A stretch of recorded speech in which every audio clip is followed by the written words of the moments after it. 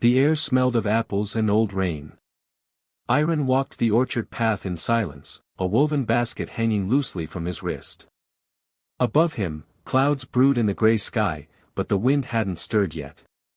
He could always feel it in his bones before the rain came, a heaviness behind his ribs, just under the skin, like the forest itself held its breath.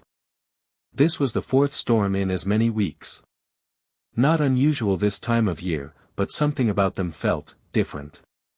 Louder. More deliberate. He couldn't say why, just that the world felt like it was watching him again. He didn't like that feeling. Not anymore. 5 years had passed since he'd last worn armor. 5 years since he'd left the blood and brass behind, taking only his memories and the sword he buried beneath the old oak at the orchard's edge. His hands were the hands of a farmer now. Blistered and nicked, but steady. They hadn't held a blade since the fire at Black Cradle. Not since Laren died. Iron shook the thought away like a fly. He bent to gather wind-fallen apples, bruised but still good enough for cider. The storm had left branches broken and leaves tangled in the grass. Debris littered the north field where the orchard thinned into the wild grove, a place he usually avoided. But today something tugged at him. A sense of wrongness at the edge of the trees. He stood. The wind had stopped altogether. Not even a breeze stirred the canopy. He looked north. The grove loomed at the edge of his land like a shadow beneath sunlight, old trees, twisted and gnarled, untouched by axe or flame. The villagers called it the Ghost Wood. They said voices lived there. Spirits of warriors who had died with their hearts unspoken. Iron didn't believe in ghosts. He believed in things you could hold, cut, bleed.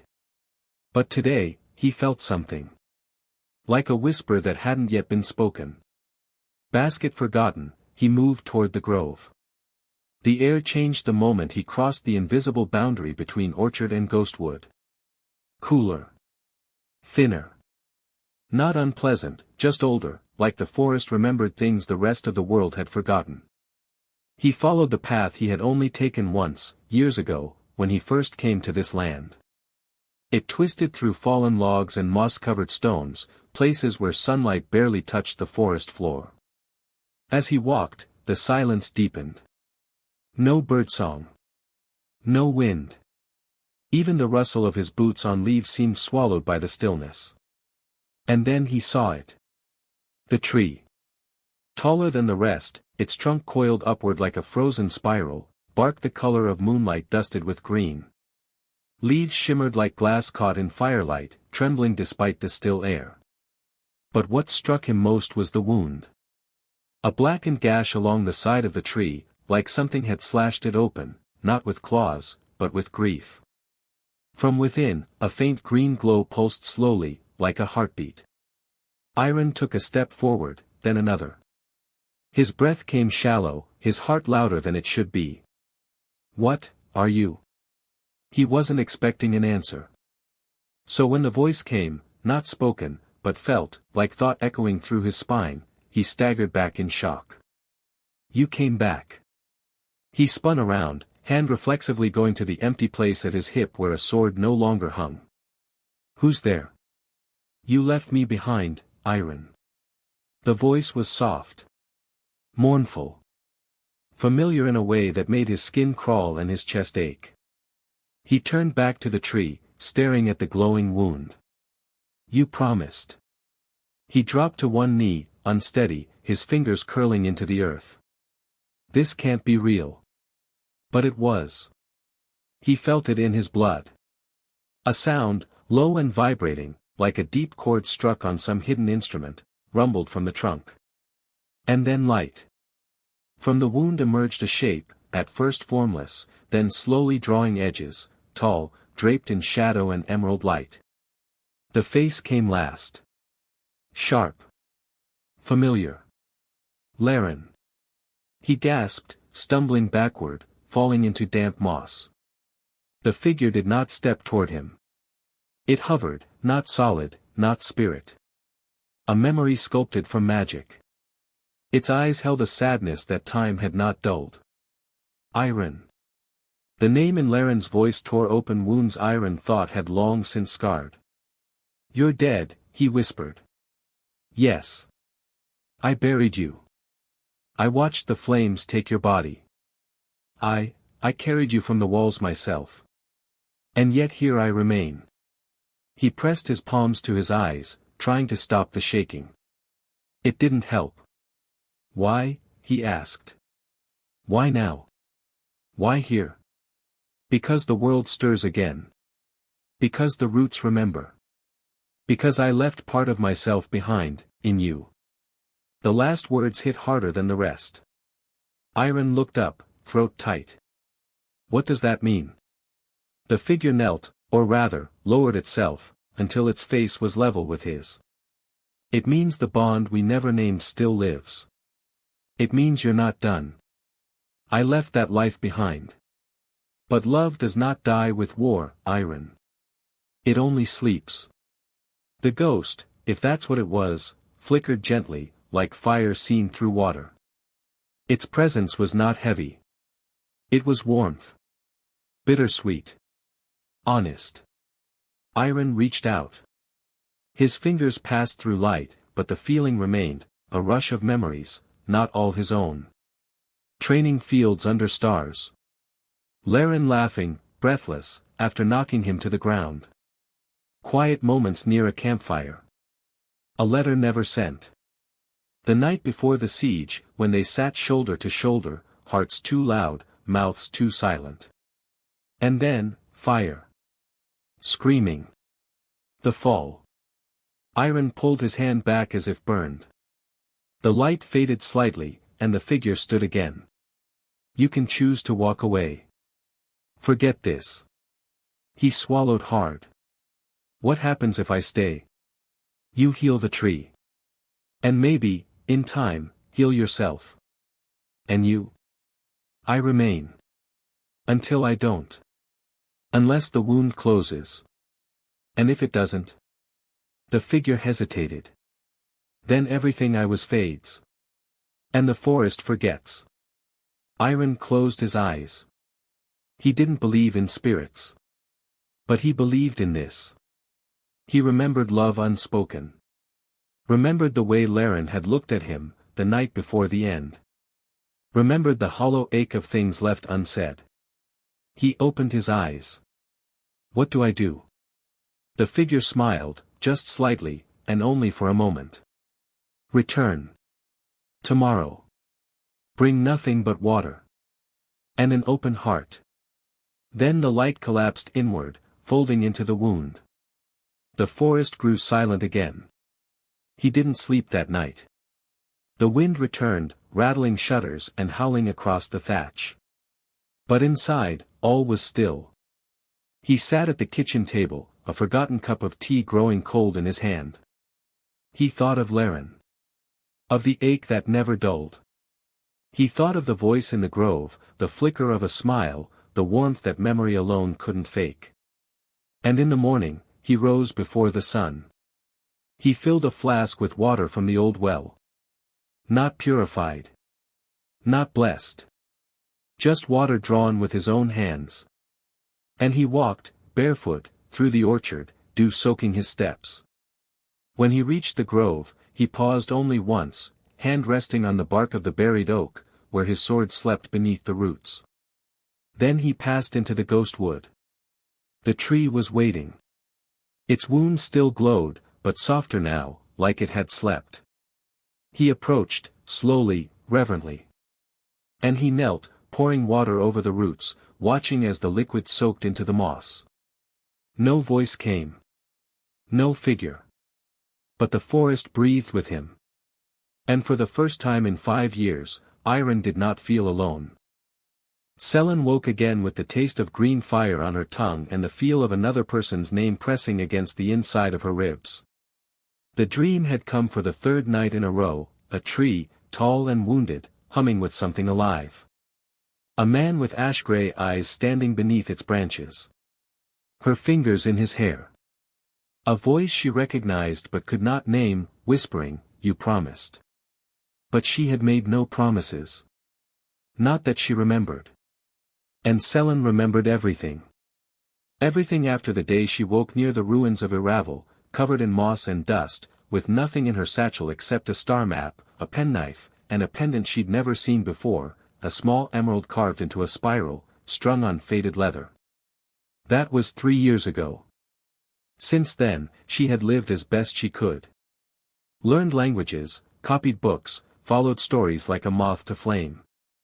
The world was loud with forgotten things, and Selene knew how to listen. But nothing had ever called to her like the dream. Not until now. The forest had no name on any map. But she found it, eventually, tucked between mountains on the edge of a kingdom that had stopped watching its borders long ago. The village nearest the tree line was small, the kind of place where time moved slowly and everyone knew when a stranger arrived. Selene arrived at twilight, boots scuffed, cloak threadbare, parchment tubes slung over her shoulder like quivers. The innkeeper stared a little too long at the spiral pendant around her neck but said nothing. She didn't ask questions either, which Selene appreciated. That night, the dream returned, stronger. Not just a tree, this time, but voices, memories. Not her own. Your name was Laren. Iron. The names echoed in her mind like stones dropped into deep water. When she awoke, she whispered them aloud, testing the weight of them on her tongue. They didn't sound foreign. They sounded unfinished. She rose, packed her things, and walked toward the forest. The first step over the tree line felt like stepping into a book that remembered how it had been written. The world changed. Not visibly. Not immediately. Just a sensation, that the leaves were watching her, that the roots curled in recognition. The deeper she walked, the more her heart tightened. Not in fear. In longing. Like something was waiting. She stopped once to drink from a stream, cupping water in her palms. Her reflection rippled back at her, dark hair tucked beneath a hood, eyes too old for her face, the spiral pendant catching light on her chest. She touched it, absently. Return, when you remember. The voice in her head was soft, like moss under bare feet. She kept walking. Hours passed. Or minutes. Time bent strangely in the forest. Eventually, she reached it. The tree. Exactly as in her dreams. Taller than any she had seen before, bark spiraled like a staircase reaching for heaven. Leaves glimmered with veins of light. And in the center of the trunk, a wound, blackened at the edges, but pulsing with green fire. It was beautiful. And it hurt to look at. Selene stepped closer, breath catching. Then she saw him. A man kneeling near the base of the tree, hands pressed to the moss. Tall, broad-shouldered, gray-streaked hair tied back. He turned as she approached, and their eyes met. Time stilled. She knew that face. Not from the world. From somewhere deeper. He stood, cautious but not hostile. His gaze flicked to her pendant, then back to her face. You came, he said. Selene blinked. You said you would, he added quietly. Not in words. Not then. But I remember. His voice cracked slightly on the last word. Selene took another step forward. Do I know you? He tilted his head, expression unreadable. Maybe not yet. I've seen you, she whispered. In dreams. So have I. She stared at him. You're Iron. He inhaled sharply. Not surprised, recognized. And you're. I don't know, she said. He nodded, slowly. That's all right. The tree pulsed again, the light in the wound growing stronger. I think this brought me here, she said. I think it wants something from me. Or it wants to give something back, Iron said. He hesitated, then added, it spoke to me. In the voice of someone I loved. Her breath caught. Laren, she said. He nodded. Yes. I keep hearing that name, she said softly. Like it's mine. Like it was mine. But I'm not, I don't know who I am. Maybe part of you does, he said. And that part brought you here. They spent hours sitting beneath the tree. She told him everything she remembered since waking up near Araval, the years of wandering, of collecting stories, of searching for meaning in maps and ruins and lullabies. He listened without interruption, eyes never leaving her face. He told her of the orchard. Of the war. Of Laren. Not in detail. Not yet. It was too fragile a story for one telling. They talked like people slowly rediscovering a shared language. And through it all, the tree watched. At dusk, Iron rose. I have to return. The orchard won't tend itself. She nodded. I'll stay. Just for tonight. He hesitated. It's not safe. The forest changes when the sun goes down. So do I. They held each other's gaze for a long moment. Then he left. Selen curled against the roots of the tree, cloak pulled tight, heart too loud in her chest. She didn't sleep. But she remembered. In the middle of the night, she touched the wound. Light flared. And the forest unfolded. Not in reality, in memory. Suddenly, she stood in armor she had never worn, holding a blade with perfect familiarity. Wind roared over high battlements. Fire rained from the skies. Beside her, Iron, younger, wounded, fought with a fury born of desperation. And she, Laren, stood between him and death. She remembered now.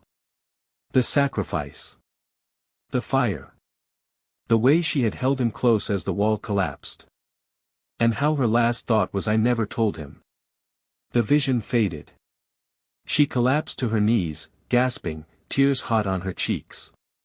When she looked down, the pendant on her chest had begun to glow. Not just a keepsake. A key. The voice inside her now was not just memory. It was hers. In the morning, Iron returned. She was waiting, eyes bright with knowing. I remember, she said softly. He stopped in his tracks, breath caught in his throat. Your. Laren was the name I wore once. And the one who loved you. He crossed the distance in 3 steps, stopping just short of touching her. Is it really you? She smiled, weary and radiant. It's more complicated than that. I think I was born again. New body. New mind. But the soul is the same. He reached out, fingers brushing hers. Then it was never lost. Their hands found each other, gentle and trembling. The tree pulsed once more, not in pain this time. But in joy. The first time Yarav heard the song, it wasn't with his ears. It came while he was tuning his harp beneath a low sky at the edge of a clearing, where the wind passed through the trees like a sigh from someone long forgotten. His fingers faltered mid-pluck, and the air seemed to ripple, just slightly, like the silence had bent around something that wasn't supposed to be heard.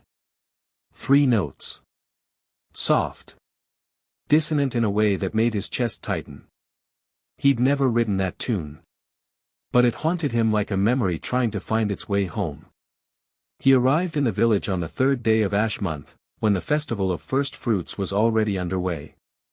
Children with flower crowns chased each other between carts stacked with cider jugs, while their parents danced to off-key fiddlers who didn't mind missing every 3rd beat. The world was drunk on sweetness and forgetting. But Yarav never drank during the Ash month. Too many ghosts in the air. Too many old songs whispering in the edges of the wind. He set up near the tavern, harp strung tight, satchel full of charms and smoke crystals slung across his shoulder.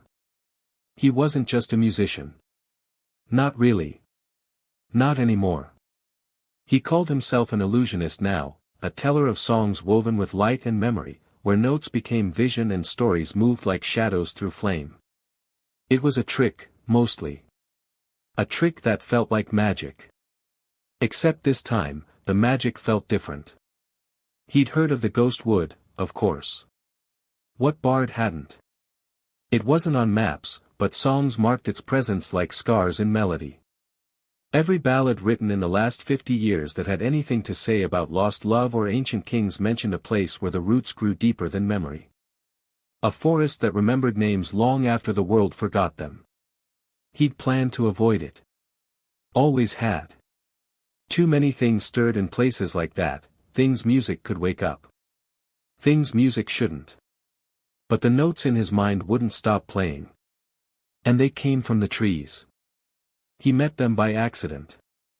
The woman with storm-dark eyes and the man with hands like carved stone.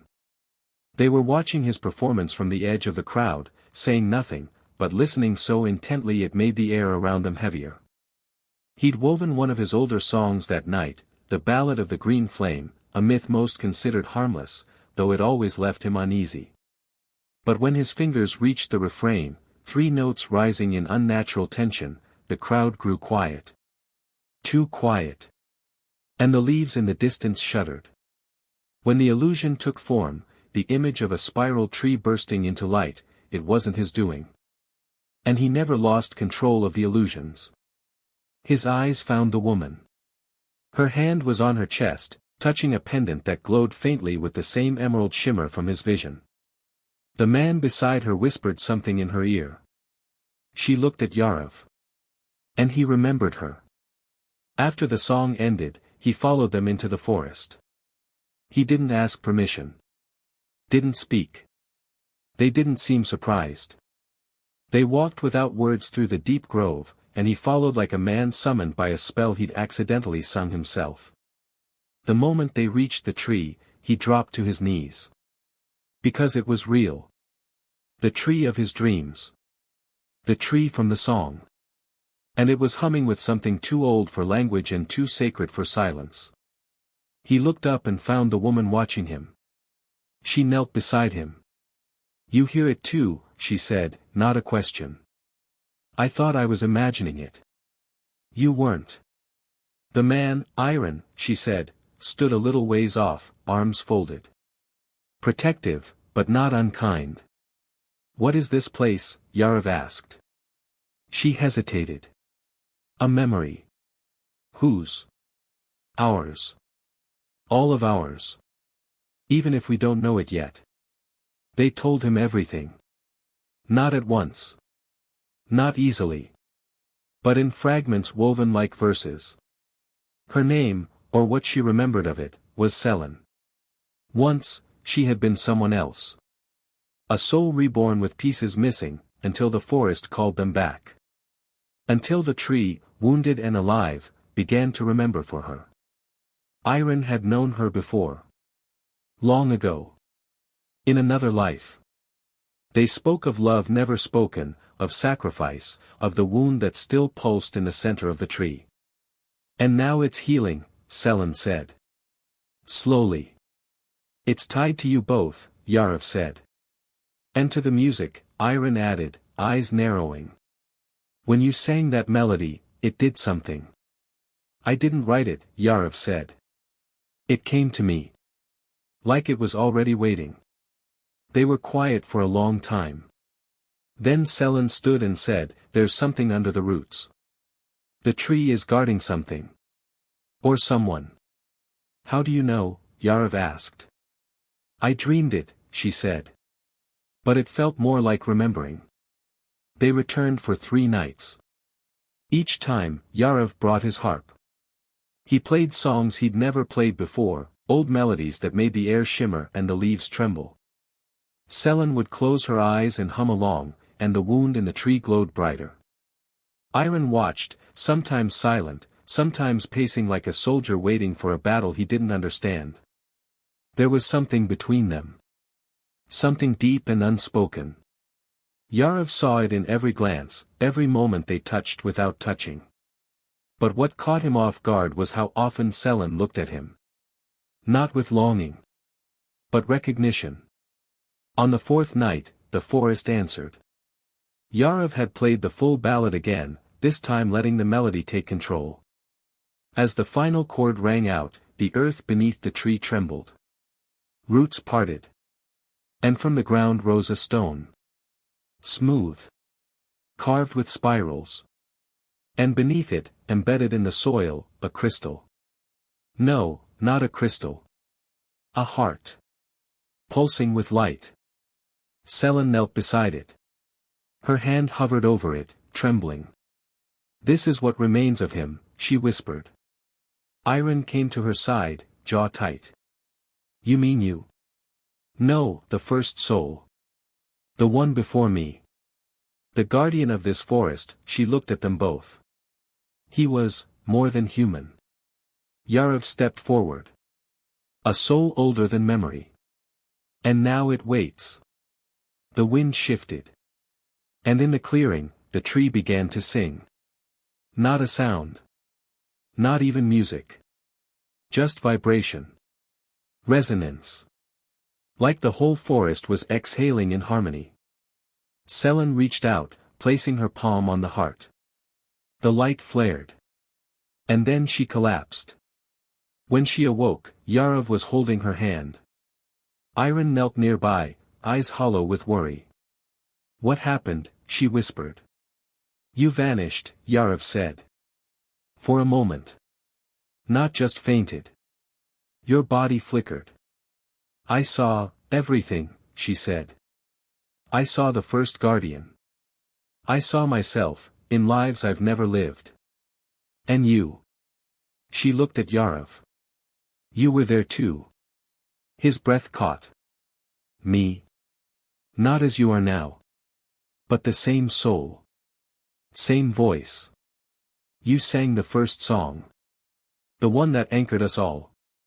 So that's why I hear it." She nodded. "You've always heard it. Because you were part of the first bond." Iron stood slowly, staring into the distance. "Then the three of us are bound," Selin finished. "Across time. Across memory." The silence that followed was not heavy. It was reverent. Like the forest was listening. Yarav stayed the night. He didn't sleep. Instead, he played by the tree, soft lullabies meant to soothe memory, not stir it. Selin slept beside the roots, the pendant glowing faintly.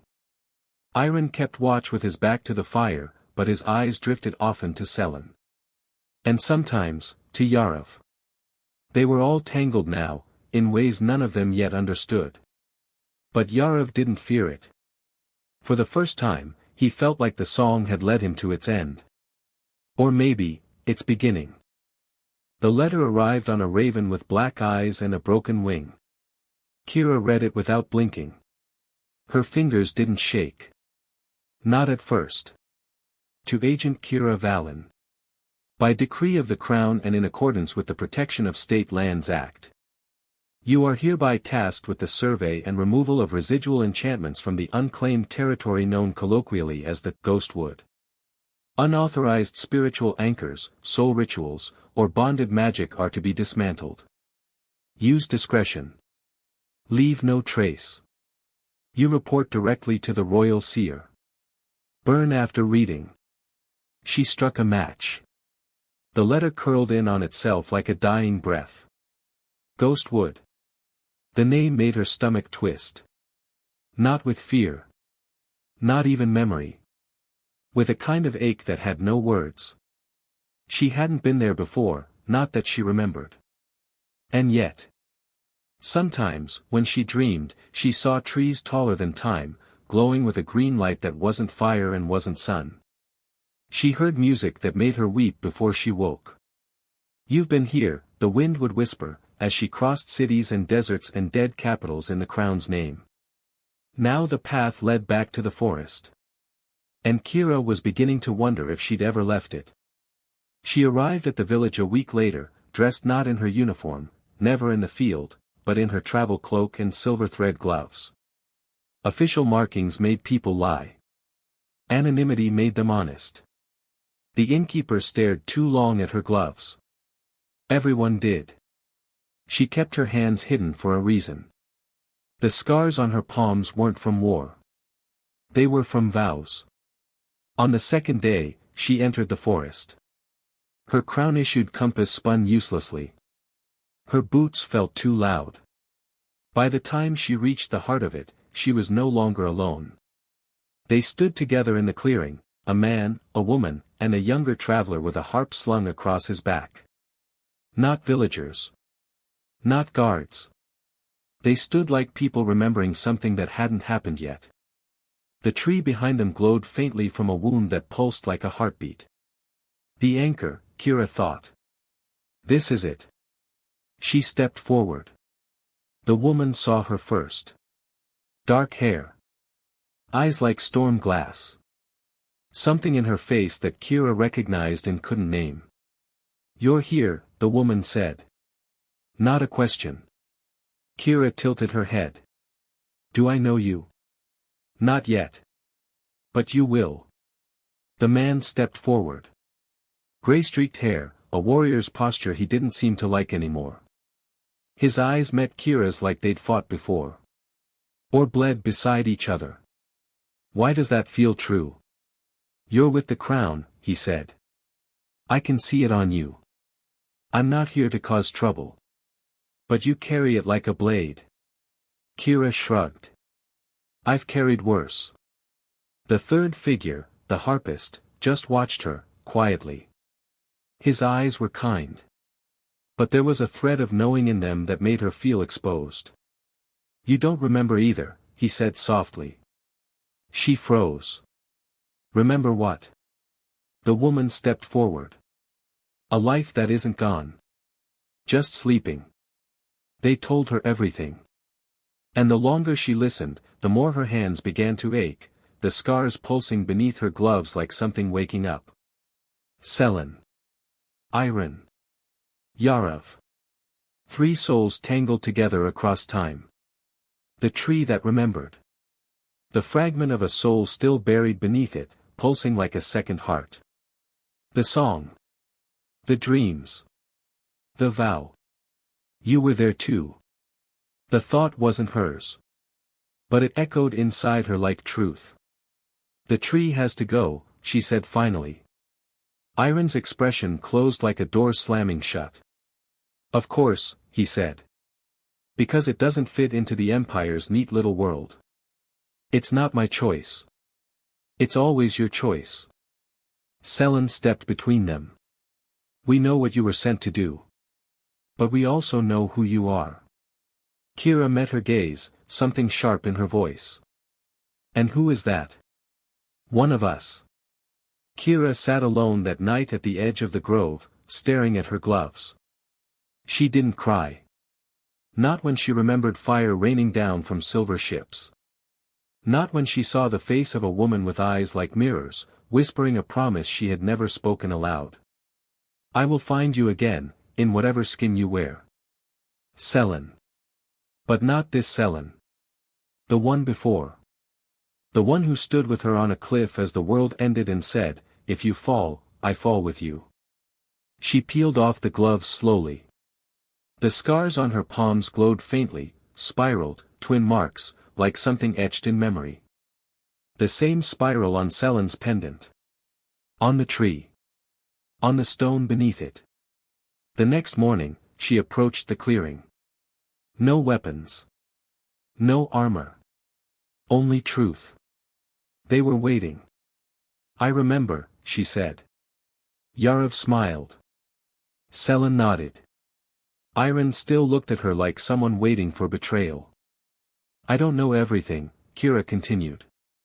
But I know this much. I loved her. Once.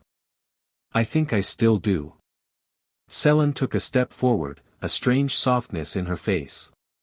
You never stopped. Iron spoke then, voice careful.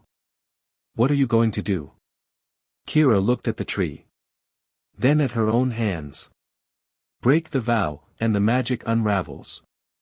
And if you keep it? Selen asked. Kira met her gaze. Then I burn the letter. And stay.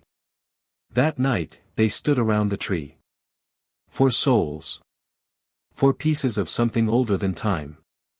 Kira placed her bare palm on the stone beneath the roots. It glowed. And her vow, the one she'd made lifetimes ago, flared back to life. The others followed. Hands together. Memories colliding. The tree pulsed once more. And the wound began to close.